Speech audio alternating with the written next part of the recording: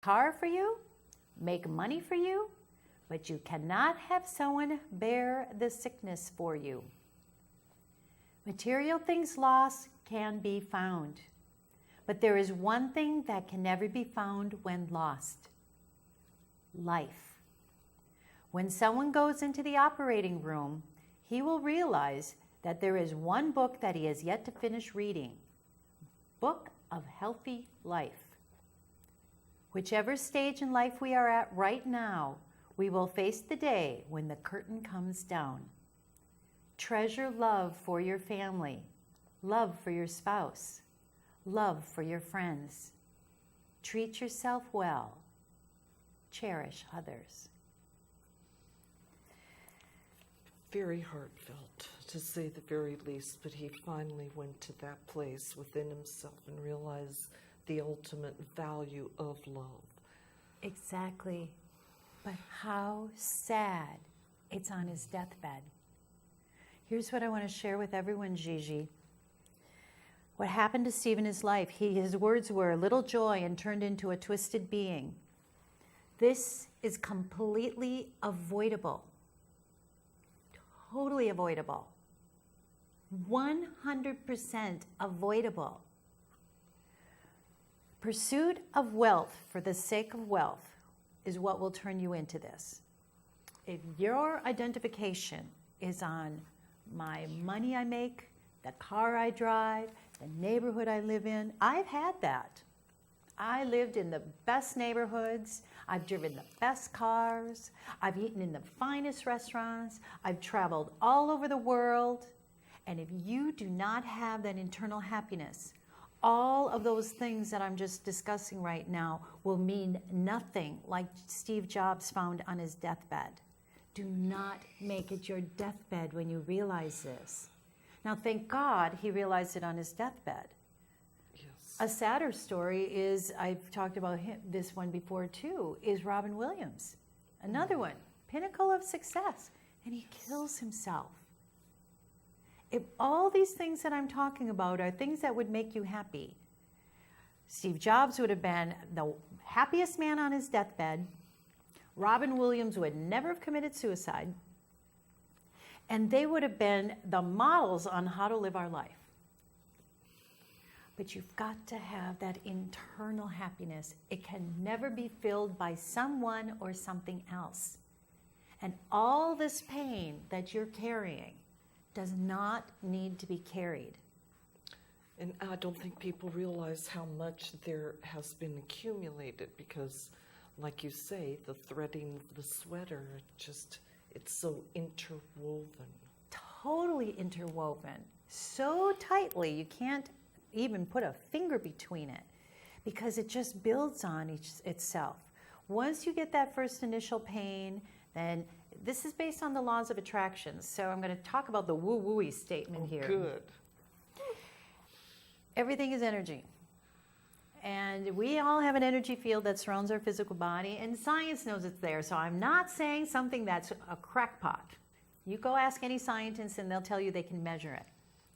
So what the training I've received from this ancient culture, they believe that energy is always in motion, and energy from us is radiating out. When you meet someone, you greet them with a smile, you're sending your energy out to someone, and it's meeting someone. You're greeting them with your energy. You're greeting them with your smile. Or you're growling at them, and you're also meeting them with your energy. I frankly would rather be met with a smile. What's your gift? Which one do you prefer? So we always are putting energy out. And someone or something is always on the receiving end of it. And the laws of attraction say that this goes out and it sooner or later comes back to us. What you sow is what you reap, is the phrase that describes it accurately. So if I'm putting out negativity, guess what's going to find me again? I'm going to bring negativity back into my life in the form of a coworker or my friends or my spouse or my children or my family. Everyone's can be feeding back to me that negativity if I'm putting it out. Now it also works the opposite. If I'm putting out kindness and integrity and honesty and honor and joy and peace, As I'm putting that out, that's going to come back to me as well. So the problem that I see on the planet is all of this stuff that who we really are, because this is who we really are. Yes. We are kind. We are created to be kind and loving and compassionate and wonderfully connecting. But we have had so much toxicity going on for so many years, it's like hitting epidemic levels. So hence somebody like Robin Williams can't stand it anymore. They'll take their life. Or another person will use recreational drugs or prescription drugs or food or. Yeah. All these things that people are looking for to try to get out of it, these very things that I'm talking about are bearing you even deeper. But it does not have to be that way. This is what's really amazing about when I found this tradition, this ancient technique. As a soul reviver, I help somebody's soul come back to life. Some of them are on their deathbed as a soul, and some of them are just needing a little bit of adjusting or tweaking. But it doesn't matter which way it goes. Because I'm not doing the work, my client is doing the work. They are releasing that energy that has been hitting them over and over and over and over and over again. You know how you can walk into the room and it's so heavy if there's been a bad argument in it? You just look at somebody and you go, oh my God, the air feels so thick and dense. Yeah. Yeah. Well, that's somebody left their energy behind that was very heavy. So we pick this up all the time. It's constantly being put out there. So what I do with people is I actually help them release that and get rid of that and kind of like scrub that out of them so that they can be who they really are. And then, as Steve Jobs is describing, you can do all the things to become wealthy, because wealth is not a problem, but it's not a substitute for an internal action. Have to be happy inside. And there you go, that appreciation within and being able to help with the person's thinking. Yes. And being conscientious of that. So you help Yes. with a mindfulness Yes. as well. You give a lot of Absolutely. tools in your bag there, Yeah, don't you? I've learned a lot. I've had a lot of different training from a lot of really good sources. And I worked with a marriage and family therapist who had a really great model for relational empowerment. So I coach people on how to get their thoughts under control. Let's delete, literally like a delete button on a computer. Let's delete those negativities.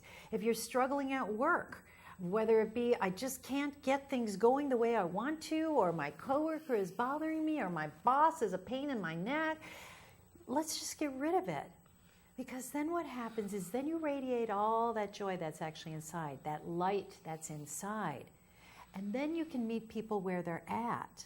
Perfect. Because what happens is if I'm so caught up in what's going on with me, all I'm doing is projecting onto everyone around me. I don't even see you. I see what's going on inside of me, and your face happens to be who I'm putting this onto. So if my boss is a pain in the neck and I'm upset and angry, it's not my boss. No, I'm not saying he's perfect.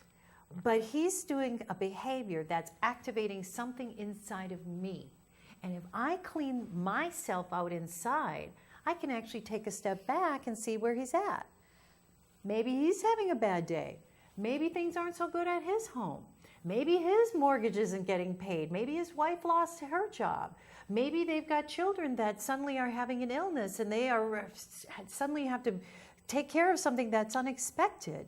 So you're not easily offended once you are cleared of that energy. Yes, And you can really stay present with really understanding what's alive in the other person. Exactly, because now I have space between me and somebody else. So now I can hear what you're saying. If I don't have a button that your anger is pushing inside of me that's erupting some emotion inside of me, then I can actually take a step back and look at you very differently. I can look at you with compassion and say, wow, your things must be having a really tough effect on you right now. And maybe it's just a bad day, or maybe they're in a bad cycle in their life, but I don't have to take it on and make it mine. There you go. God, that's wonderful, Mary. If we can all be present with that and conscientious of that. what a wonderful thing that you do. I